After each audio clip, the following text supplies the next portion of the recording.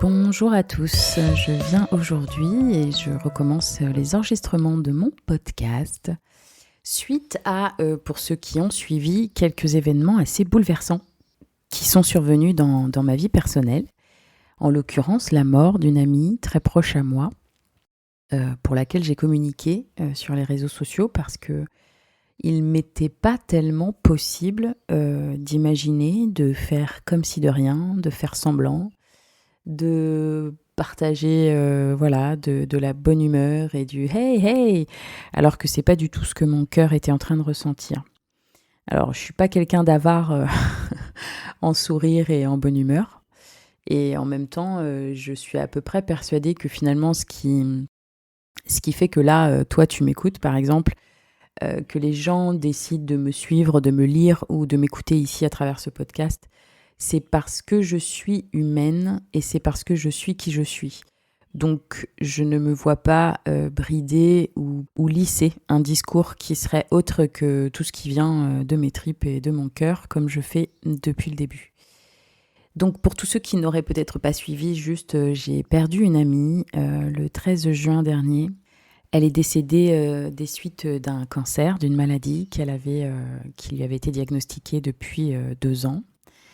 Et cette mort, finalement, survient dans ma vie et vient bouleverser énormément de choses et provoquer un véritable séisme émotionnel qui me permet d'être finalement en première ligne de tout ce dont je vous parle régulièrement, à savoir savoir et apprendre à vivre et à traverser par les émotions. L'épisode d'aujourd'hui n'a pas vocation, et peut-être que j'y reviendrai et que j'en parlerai, parce qu'en fait je sais que cet événement bouleversant et déchirant et douloureux à bien des niveaux va me donner énormément de leçons, de choses dont je vais retirer. Mais je sais aussi que parler du deuil à proprement parler, ou de toutes ces choses que je retire et qui me transforment en fait, et qui m'auront transformée, et finalement je pourrais en parler, en tout cas légitimement sans doute, avec un peu plus de temps. Or, nous sommes encore au mois de juin 2023 quand j'enregistre cet épisode, donc on est vraiment dans les premiers jours finalement qui suivent cette situation dramatique que je vis.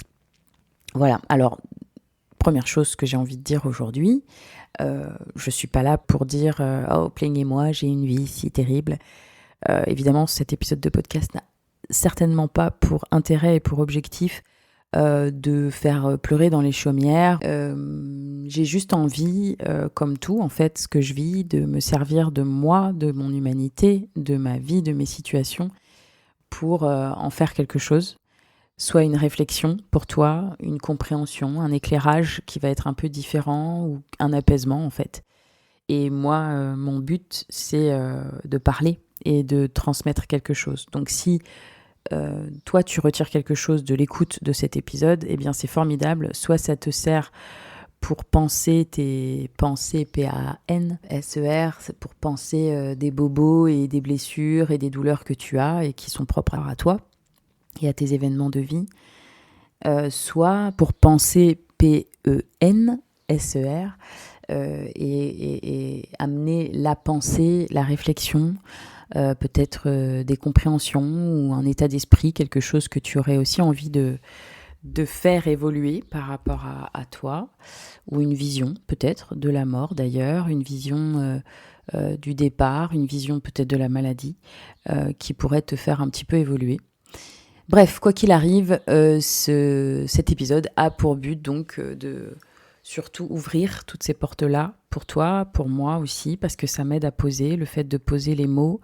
Je suis quelqu'un pour qui sortir les choses d'elle fait du bien. Donc en fait, il y a une part de thérapeutique chez moi à parler, et j'espère une utilité en écho à ton propre cœur.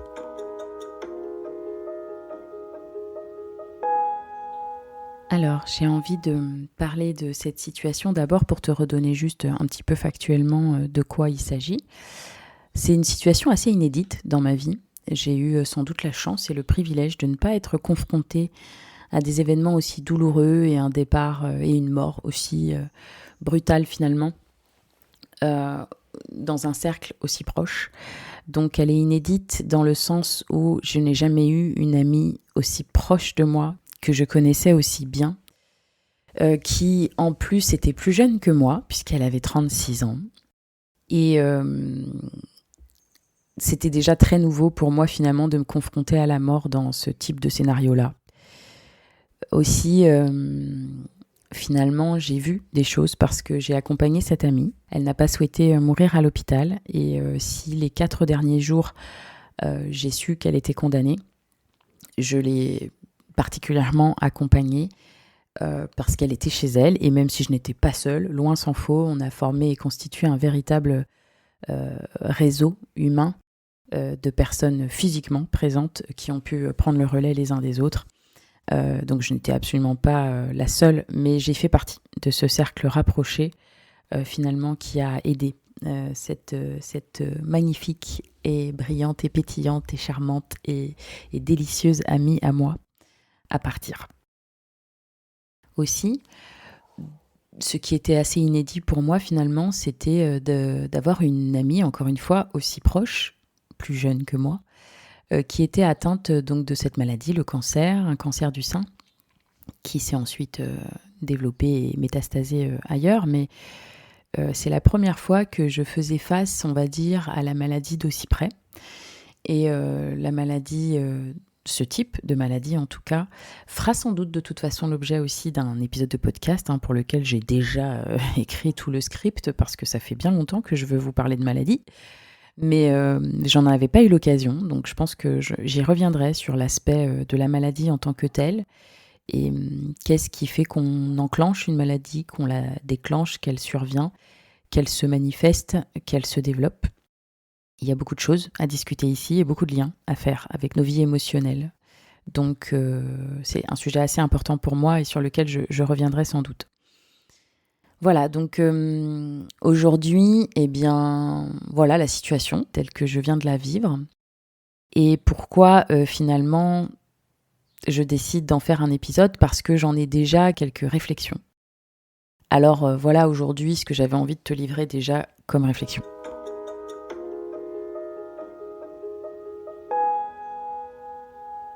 Alors la première chose que j'aurais voulu souligner et qui m'a marquée et qui m'est apparue comme une force et évidence, finalement, c'est que la mort appelle la vie.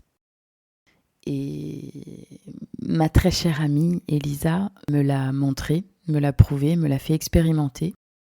Comme je disais, elle n'a pas souhaité mourir à l'hôpital et donc elle est morte finalement dans sa chambre. Donc c'est finalement dans une hospitalisation à domicile, les soins palliatifs étaient venus à elle, donc avec une équipe d'ailleurs d'infirmières absolument formidable qui était là disponible H24 pour toute aide et tout besoin. Et donc évidemment il y avait la part d'assistance médicale nécessaire dans ces moments-là qui était tout à fait présente, mais surtout des humaines formidables, toutes ces infirmières qu'on a pu rencontrer. Mais au-delà de ça, donc comme je disais, elle a choisi de mourir finalement chez elle et sans que ce soit énoncé et demandé clairement, ce qui a été appelé de ses vœux, de sa volonté à elle, c'était de rester dans les rires, dans la légèreté, dans la joie, dans l'amour, dans la lumière. Et mon amie n'a pas souhaité d'au revoir déchirant. Elle n'a pas souhaité que nous pleurions ensemble et que nous soyons comme dans les au revoir impossibles et dans les larmes qui nous empêchent même de parler. Elle a souhaité, avec toute sa subtilité, elle a su nous dire qu'en fait, elle voulait de la joie. Et c'était assez déroutant, cette expérience de venir au chevet de mon amie mourante et pour autant passer de bons moments et rire et vivre et s'aimer et se toucher et kiffer en fait. Et parler de tout et de rien et rester dans la légèreté. Et ça nous faisait tellement de bien à notre cœur. Et vivre d'ailleurs cette grande dissonance en fait pendant 4 jours qu'ont duré le moment où on la savait condamnée et le moment où finalement elle est décédée. Ça a été 4 jours incroyables pour moi à vivre parce que j'ai compris que eh bien c'était de la vie qui avait besoin autour de la mort. Voilà, donc c'est vraiment la première chose qui m'est apparue avec force et évidence, c'est que nous avions besoin de la vie dans ces moments-là pour accompagner cette transition-là et cette fin de cycle-là, qu'est la mort, quand elle approche.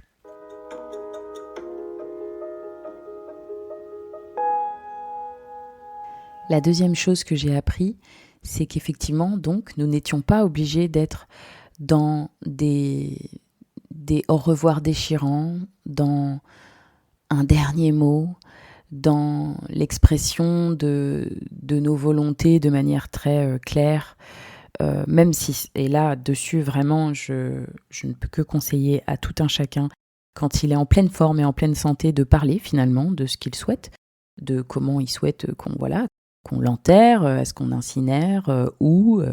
Évidemment, c'est des choses dont on devrait parler, et la mort devrait aussi faire beaucoup plus partie de la vie, ça c'est certain. Mais finalement, quand on pense à ces derniers mots, et ce dernier au revoir, et ce dernier toucher, et je me suis en tout cas demandé, à l'occasion de cette situation que j'ai vécue, de savoir si c'était vraiment nécessaire. Parce que mon amie ne l'ayant pas voulu, eh bien ça m'a permis moi aussi d'amorcer cette transition pour elle avec finalement avec une grande humanité. Et c'était tellement beau et tellement léger en fait de repartir regonflé de toute notre bonne humeur et de toute notre amour, et d'être ensemble. On avait besoin d'être ensemble et de vivre nos moments. Et donc voilà, j'interroge finalement notre besoin d'un dernier au revoir, d'un dernier... voilà. On a besoin de garder des souvenirs, des traces, bien évidemment. On a besoin d'entendre certaines choses avant le départ de certaines personnes. Mais parfois, est-ce que le message n'a pas déjà été passé ? Est-ce que les mots n'ont pas déjà été dits ? Est-ce que la saveur d'un dernier mot serait vraiment d'abord le dernier, et est-ce qu'on pourrait s'en satisfaire ?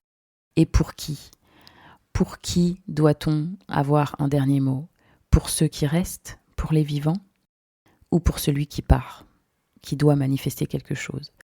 Pour moi, aujourd'hui, je me dis que si la personne qui part ne souhaite pas parler, eh bien c'est que c'est définitivement ce qu'il y a de mieux pour elle. Et les vivants et ceux qui restent sauront et verront et garderont tout ce qu'il y a à garder, des messages.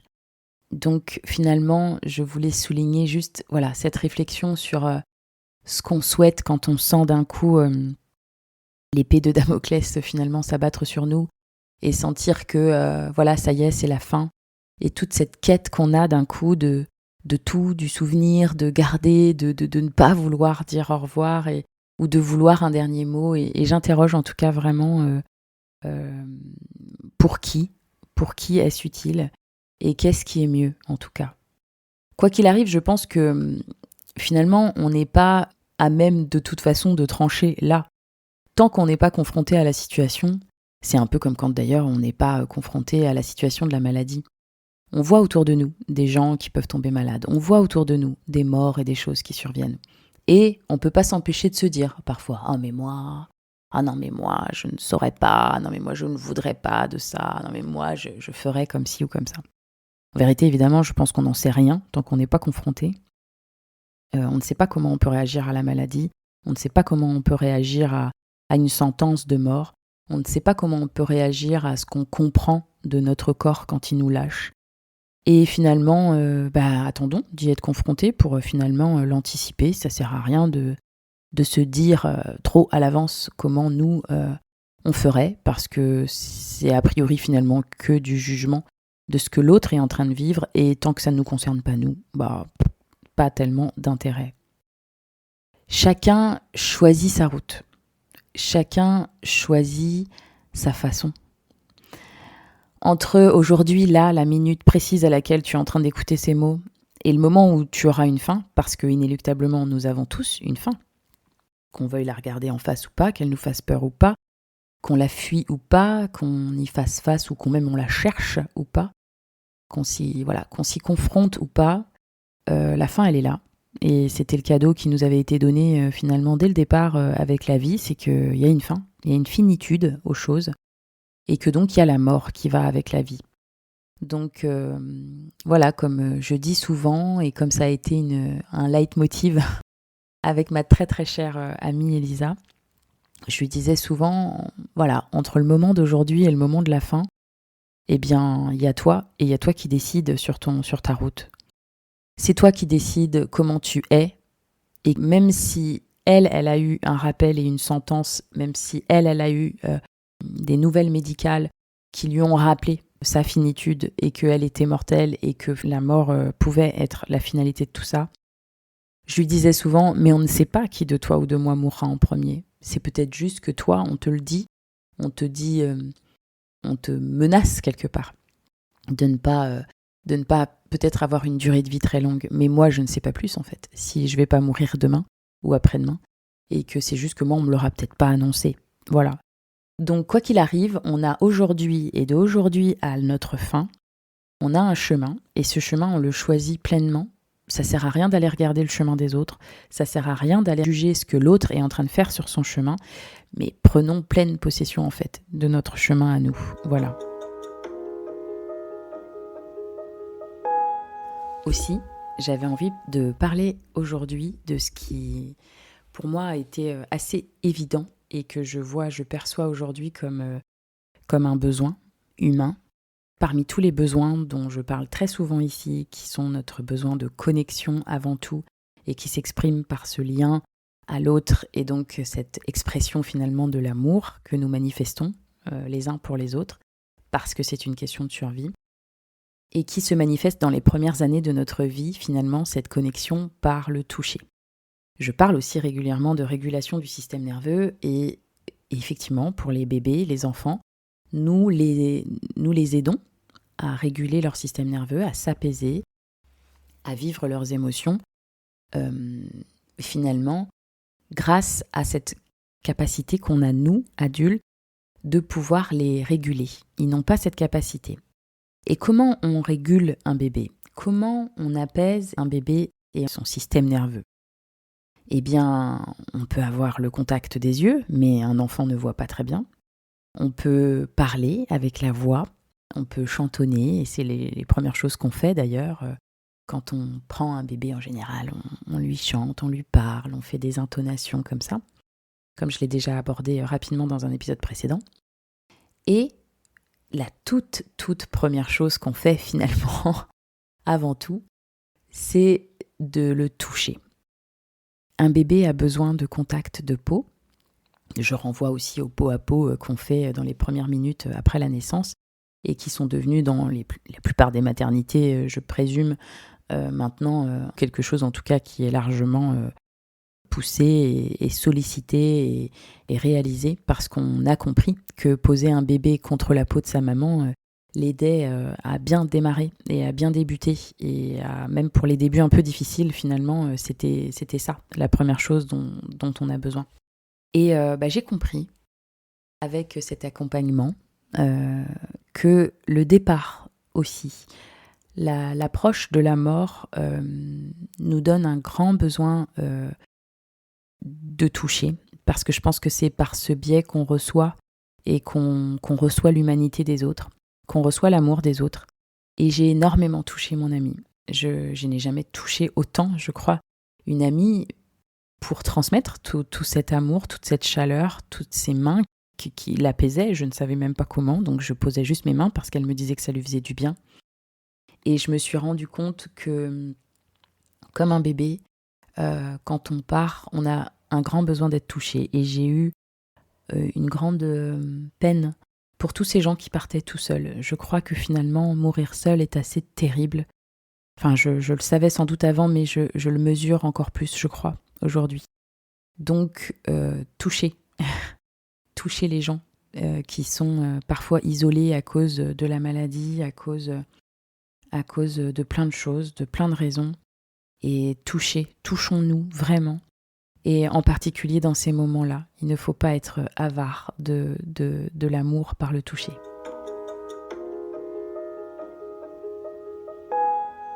Enfin, et je vais arrêter là pour aujourd'hui, parce que des leçons, je le sais, j'en aurai plein, et comme je le disais en début d'épisode, le deuil, c'est un processus, et c'est plein d'étapes, c'est plein de phases.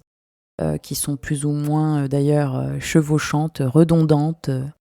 Et j'ai pleinement conscience que tout ça est devant moi. Donc je n'ai pas fini de vivre et de traverser tout ce que j'ai à vivre, mais de récolter aussi les leçons de ma très chère amie qui m'en a déjà laissé plein et qui m'a déjà donné énormément de cadeaux. Voilà, en tout cas, je pense qu'on est beaucoup plus fort que ce que l'on croit.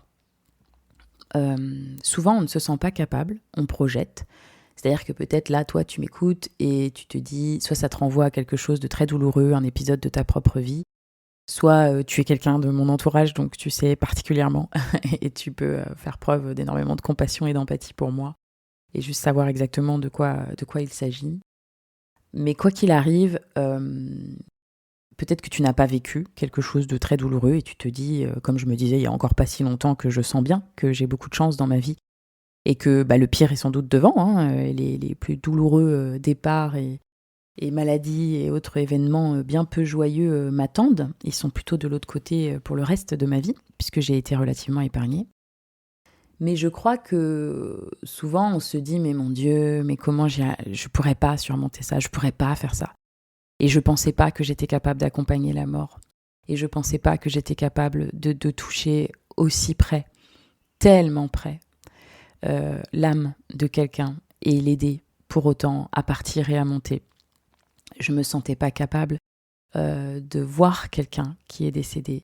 Je me sentais pas capable de parler un hommage et pour une cérémonie funéraire. Je ne me sentais pas capable de tellement de choses avant d'y être confrontée. Et donc, je pense que nous sommes tous plus forts que ce qu'on croit. Souvent, on ne se sent pas capable juste parce qu'on n'est pas exposé. Et j'aimerais juste qu'on souligne et qu'on honore et qu'on regarde avec un tout petit peu de réalisme cette force que nous avons tous en tant qu'êtres humains. Elle ne se manifeste pas toujours chez nous, mais elle est là, elle est bien enfouie et elle est notamment ravivée et rallumée par nos connexions et notre capacité à être en réseau les uns avec les autres. Et c'est exactement ce qui s'est passé pour moi. Je suis absolument estomaquée et impressionnée et je ne me pensais pas capable de faire tout ce que je fais et je sais aujourd'hui que mon feu intérieur, que ce qui est là et qui allume et qui ranime et qui me donne un petit peu plus de force et de courage et d'envie et de capacité à me lever est dû à tous ces gens qui se sont manifestés pour moi, toutes ces formes d'amour que j'ai pu recevoir. Et je remercierai jamais assez tout mon entourage, tous les gens qui, même indirectement, ont su être là. Une présence, ce n'est pas en étant là physiquement. Et ça peut ne pas être grand-chose, mais une pensée, une prière, un mot, pas grand-chose en fait. Mais j'ai senti mon tissu, mon réseau humain derrière moi et ça me donne encore une force incroyable. Donc nous sommes forts parce que nous sommes ensemble et ne doutons pas de cette force qui est là et qu'on a tous. Voilà, je vous laisse avec ça pour aujourd'hui. Belle semaine.